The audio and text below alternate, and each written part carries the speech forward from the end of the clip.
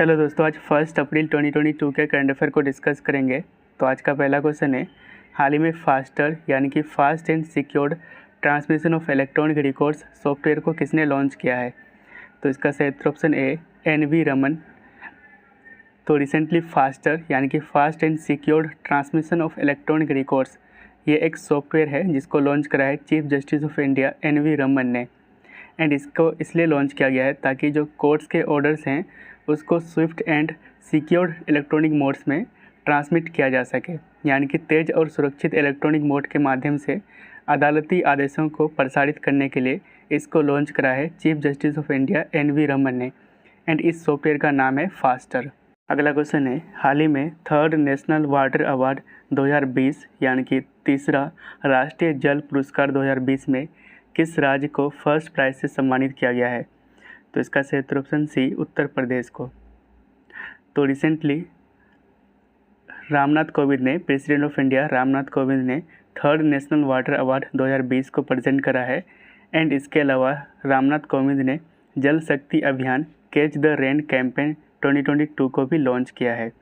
तो इसमें यानी कि 3rd नेशनल वाटर अवार्ड 2020 में बेस्ट स्टेट कैटेगरी में टॉप किया है उत्तर प्रदेश। एंड उत्तर प्रदेश को यह अवार्ड दिया गया है उनके वाटर कंजर्वेशन के लिए बेस्ट एफर्ट के लिए, ठीक है। दूसरे नंबर पे है राजस्थान एंड तीसरे नंबर पे तमिलनाडु। अगर बात करें नेशनल वाटर अवार्ड को, तो इसको लॉन्च करा था मिनिस्ट्री ऑफ जल शक्ति ने 2018 में, ठीक है। तो फर्स्ट किसने किया है? तो उत्तर प्रदेश ने। एंड प्रेजेंट किसने करा है? तो रामनाथ कोविंद ने। अगला क्वेश्चन है, हाल ही में किस राज्य के लिविंग रूट ब्रिज को विश्व धरोहर स्थलों की अस्थायी सूची में शामिल किया गया है? Which state's living root bridge has been included in tentative list of World Heritage Site? तो इसका सही उत्तर ऑप्शन सी मेघालय, ठीक है। तो रिसेंटली मेघालय के जिंगकिंग जरी या फिर इसको लिविंग रूट ब्रिज कहा जाता है, इसको रिसेंटली यूनेस्को के वर्ल्ड हेरिटेज साइट के टेंटेटिव लिस्ट में शामिल किया गया है। तो यूनेस्को की बात करते हैं तो इसका फॉर्मेशन हुआ था 16 नवंबर 1945 को। हेडक्वार्टर है फ्रांस की राजधानी पेरिस में।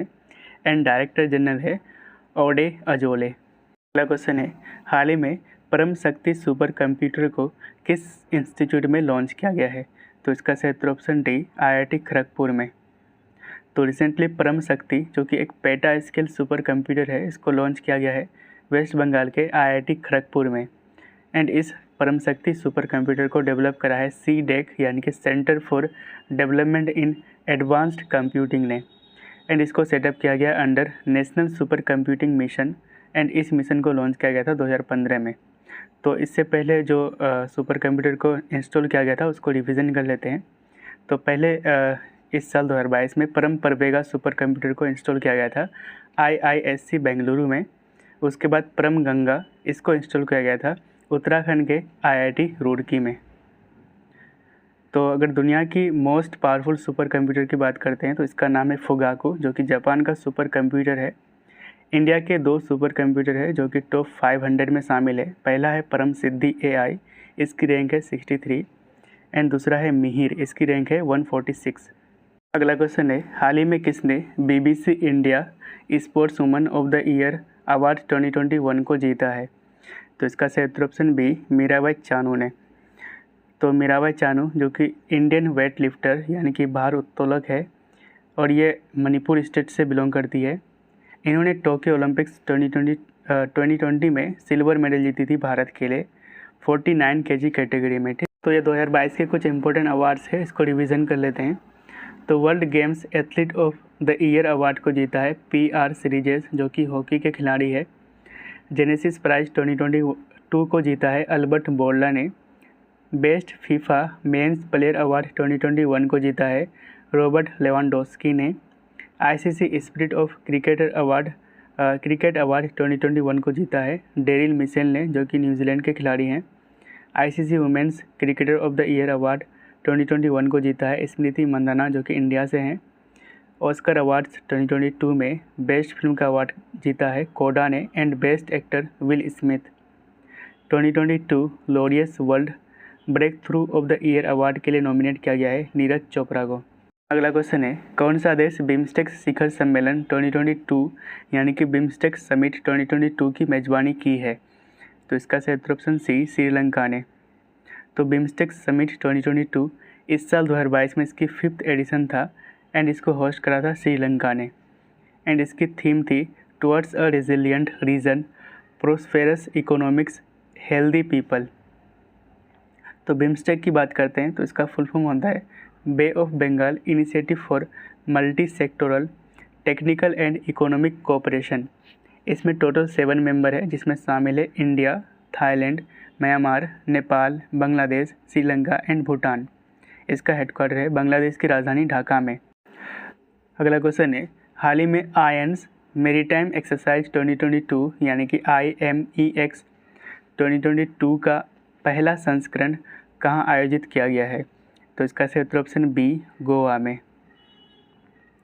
तो recently Indian ocean naval symposium यानी कि आयन्स मेरीटाइम एक्सरसाइज 2022 इसको सक्सेसफुली कंडक्ट किया गया था 2 फेज़ में।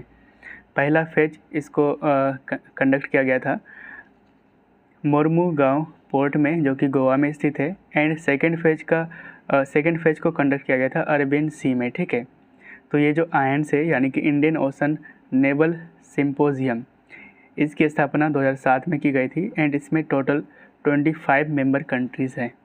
अगला क्वेश्चन है, भारत की पहली महिला डॉक्टर यानी कि फीमेल डॉक्टर कौन थी?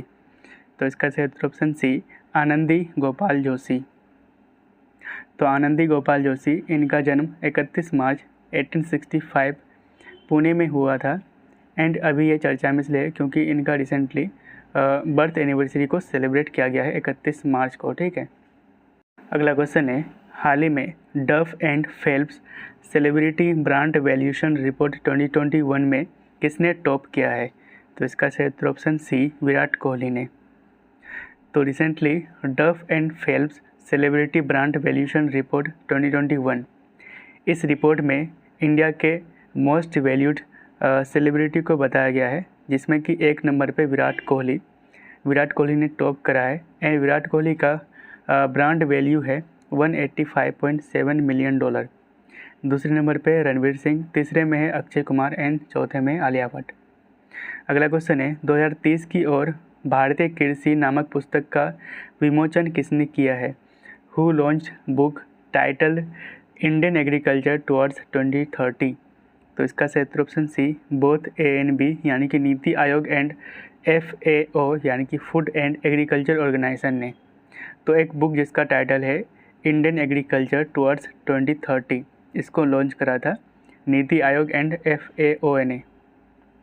तो नीति आयोग यानी कि national institution for transforming India, इसका फॉर्मेशन हुआ था 1 जनवरी 2015 को। CEO है अमिताभ कांत एंड चेयरपर्सन है नरेंद्र मोदी। FAO यानी कि फूड एंड एग्रीकल्चर ऑर्गेनाइजेशन, इसका फॉर्मेशन हुआ था 1945 में। हेडक्वार्टर है इटली के रोम में। तो वैसे इंटरनेशनल ऑर्गेनाइजेशन जिसका हेडक्वार्टर इटली के रोम में है, उसके लिए कीवर्ड है फूड या फिर एग्रीकल्चर। जैसे कि FAO food and agriculture organisation, इसमें फूड भी है एग्रीकल्चर है, इसलिए इसका हेडक्वार्टर है रोम में। ठीक है, दूसरा है WFP यानी कि वर्ल्ड फूड प्रोग्राम, इसमें फूड कीवर्ड है इसलिए इसका हेडक्वार्टर है रोम में। तीसरा है IFAD यानी कि international fund for agriculture development, यहाँ पे एग्रीकल्चर कीवर्ड है इसलिए इसका हेडक्वार्टर है रोम में। ठीक है, अगला क्वेश्चन है, unfilled barrels India's oil story पुस्तक के लेखक कौन है? तो इसका सही उत्तर ऑप्शन ए, ऋचा मिश्रा। तो ऋचा मिश्रा इस पुस्तक के लेखक हैं जिनका नाम है unfilled barrels India's oil story. हाल ही में BB गुरंग का निधन हो गया है। वो किस राज्य के पूर्व मुख्यमंत्री यानी कि फॉर्मर चीफ मिनिस्टर थे? तो इसका सही उत्तर ऑप्शन ए, सिक्किम के। तो सिक्किम के former chief minister BB Gurung का हाल ही में निधन हो गया है इसलिए ये चर्चा में है।